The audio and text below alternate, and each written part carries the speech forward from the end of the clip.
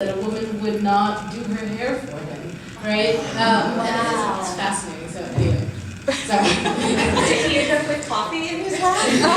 Interestingly, there were my partner and, as I said, I'm poly, so my partner and my sweetie, both male, were at this dinner party, and they were both incredibly angry, right? So that you see these two very geeky, very polite men trying to figure out how to leap to my defense on this. And it was a horribly awkward end of the conversation, and then they left. So it was a very strange thing. Anyway, so that's jumping off your topic. Does anyone want to go back to? Actually, as someone who works in media, I find that, well, unfortunately, media is a male-dominated industry.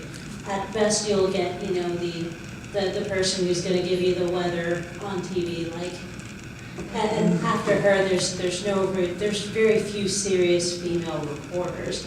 Not only that, there's very few serious female minority reporters. It's just, you know, it's the nature of the game, unfortunately.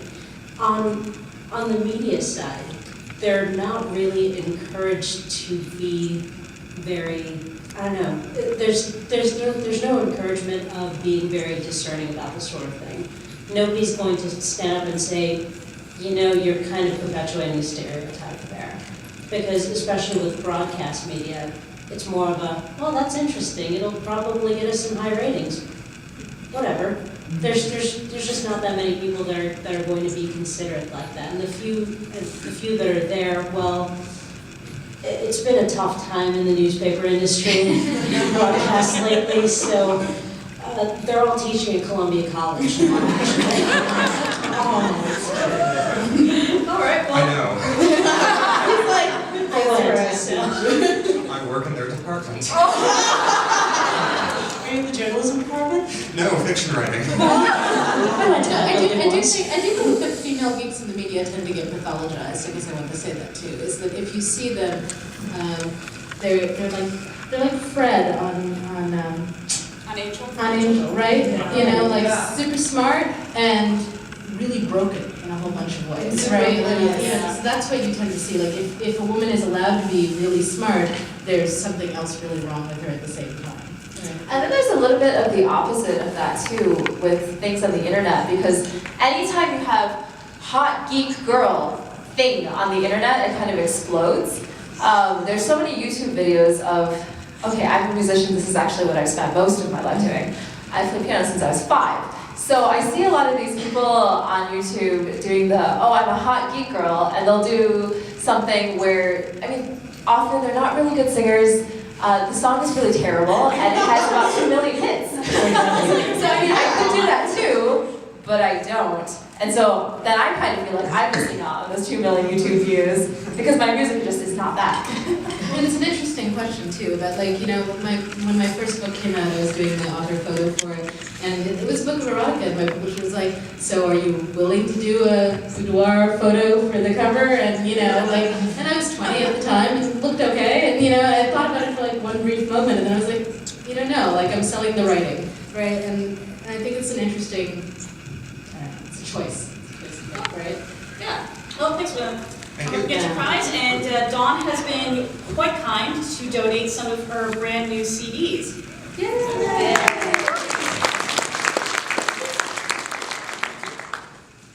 Howdy, great panel so far, by the way. Just quickly, for a question for Don. The Daleks were an island of war.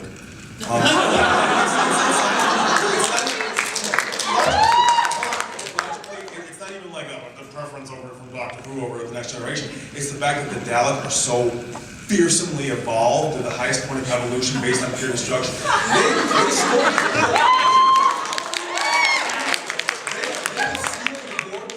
They stole the Earth and the stolen Earth and crashed into a star.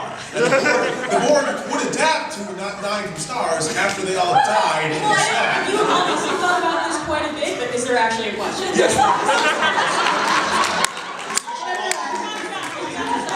Yes, my question. In the past few years, especially attending conventions that I've been attending since I was about 9 years old, various conventions, I found that the word, not to lead you guys with this question, but the word fanboy has become excruciatingly offensive. because it belittles someone, it mocks their passion, it trivializes what they're saying, and views them not as a person, but as a sycophant. A friend of mine in New York, I was talking to her over Facebook about this, and she said she's equally offended by the word fangirl. I was wondering if you agree with such a sentiment, or if there's an equally offensive word to which you are referring.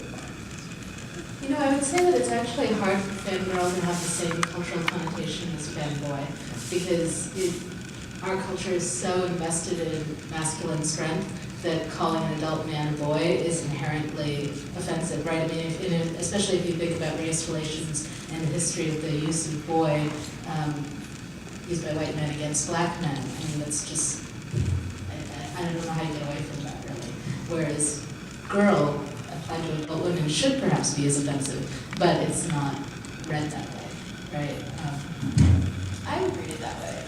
I mean, As somebody who is an adult woman, Yeah. I think any adult woman should be considered an adult woman because we are adult women, and I think calling somebody a girl suggests that they're maybe not necessarily as endowed with wisdom or as mature or as experienced as maybe they are, and I think it just kind of discounts whether it's a man or a woman. It just discounts their ability to be and to exist and to promote a sort of air of like, this is who I am, I'm an intelligent, smart person, and I'm also really nerdy. I think it's important to distinguish. I would agree with that. I find actually being called a girl, like being addressed as girl, to be really, really offensive. And it's rough when it's done completely unintentional by a good friend and they're just like, you know, like even hey girl, I find really offensive because for me, my gender has nothing to do with who I am as a person. And it sort of belittles me in a way. It's like I do have a given name, you know, you can use that. So I think that girl for me is pretty offensive in general. Thank you. It's not. It's pretty, like, it tends to be kind of affectionate and just kind of funny. Yeah. And it's context probably is what's mattering most for all of these. Like, do you know that person? Do you not?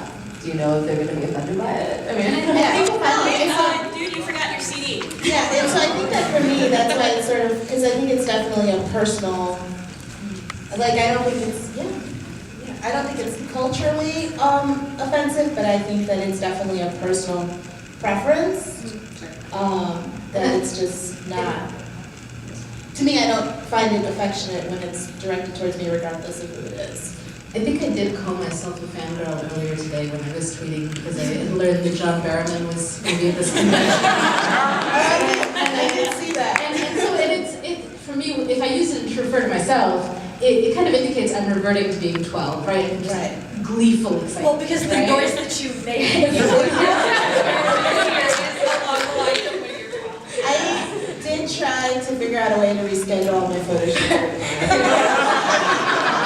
Because John Barrowman is apparently the great equalizer here.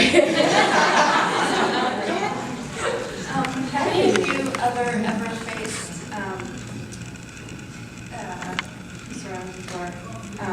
condescension or aggression from other females, like as steampunk as you are? I was in the SCA for a time, which is a Society for Creative Anachronism, which is full of nerds and geeks. And at one point, at one conference, I went to a woman and I said, your costume is beautiful, what pattern did you base it on? And she turned to me and she said, real garb doesn't use patterns. And I was just so like put off by that I stopped going to SCA events. Have any of you ever experienced that, and how did you react to someone in your own gender basically putting you down for something that you enjoy? There's a real cultural push for women to have to be the only one, and at the expense of other women. And it's appalling and it's horrifying because if anything, you should be able to look at another woman and help lift her up. And it's really a tragic response to culture that women feel that pressure, and then they feel the pressure to be the best, and so then they turn around and go, I made it, so screw you, I'm going to keep you down because that makes me better. And I think it's a response to the fight that they had to get there, but I don't think it's an excuse. And I think that it's a really awful thing that there's a lot of women that embrace that idea that I fought my way to the top, so I'm going to make it hard for you to do it because I did, so you have to. And it shouldn't be like that. And like we were talking about with the networking thing, finding those groups of women and finding those people that you can talk with who will then help lift you up. And the more you explore those groups of people, they'll put you in touch with more of those people and more of those people. And hopefully, as that circle grows bigger and bigger, we can affect change. Because it's really awful to put somebody down because you had to fight for something. It's not necessary.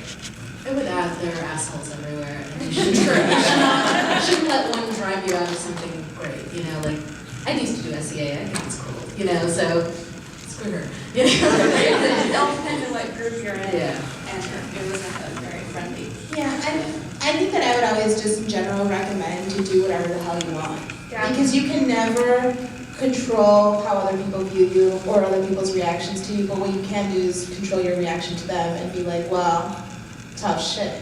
Well, one time I was at a steampunk event and there was someone giving out ribbons that said,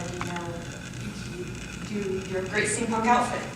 And she handed one to a guy friend of ours and didn't give one to her and said, oh, you don't look steampunk enough. Well, And I was just like, why would you do that to another? you need to like either call them out on it or keep going in the direction that you're going and ignore. Also, I mean, it's interesting to think about, like, why would you, I wonder why the person is setting herself up in a position to be validating one person over another's. I was at an airport once, and I used to have hair down past my butt, like really long black hair, and a man walked up to me and handed me a pre-printed business card that had a sketch of a woman and the words, your hair is beautiful, don't ever cut it. And, like, he carried these around with him, right?